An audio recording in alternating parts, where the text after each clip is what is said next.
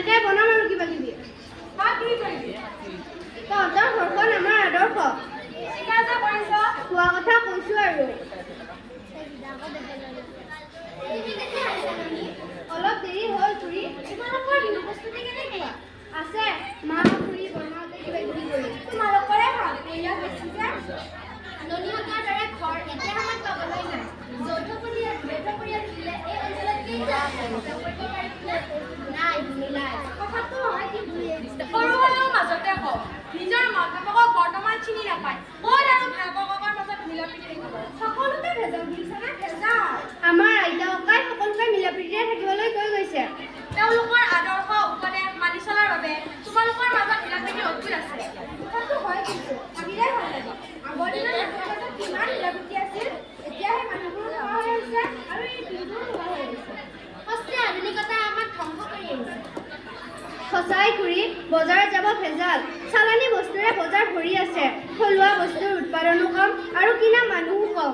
কম দামত পোৱা, সহজতে বিচাৰি পোৱা বস্তুৰ ধৰি আমি আমাৰ অমূল্য সম্পদ বিনাশ কৰি আছো। তোমালোকে চাবাচোন, বিহুৰ উৰুকাত কিমান যে চালানী মাছ কম দামত পাই যে। সোণালী শস্যৰে ভৰা আই অসমীৰ মানুহৰ কিয় এনেকুৱা হ'ল? নিজৰ বিমানতে কেনেকৈ মাৰিব পাৰে? কথাটো হয় ৰ, তোক আমাৰো নোহোৱা নহয়। চাচোন, আমাৰ ঘৰতে এটা নাৰিকল গছ নাই, বাৰীত শাক-পাচলি নাই, এটা গৰু নাই। এতিয়া চিন্তা কৰক, আপোনালোকৰ দৰে কিমান মানুহ বজাৰৰ পৰা নিৰ্ভৰ কৰি চলি আছে। সেই মানুহখিনিয়ে যদি থলুৱা বেপাৰীৰ পৰা থলুৱা বস্তু ক্ৰয় কৰে, তেন্তে থলুৱা সামগ্ৰীও পালে আৰু আমাৰ থলুৱা বেপাৰীও লাভান্বিত হ'ল। তোমালোক দুইজনীয়ে চিন্তা কৰাবোৰ ভাল লাগে।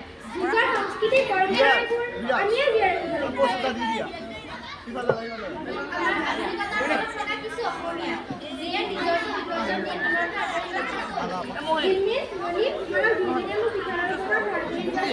নিশ্চয় দিম। আমি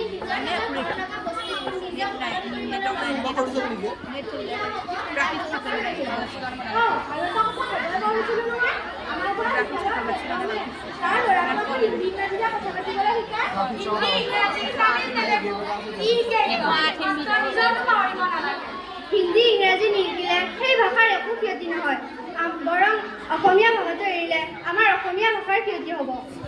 শিক্ষিত মানুহে যদি এনেকুৱা কৰে তাতে কি উপায় আছে? আমি এতিয়া নিজৰ জাতি মাতি ভাষা সংস্কৃতিৰ কথা ভাবিব পাৰোঁ। আমি যদি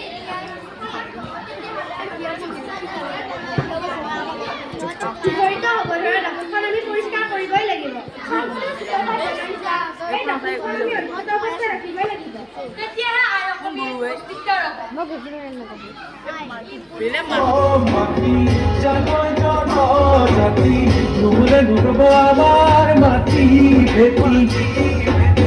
নহ'লে নহ'ব ভাষা সংস্কৃতি।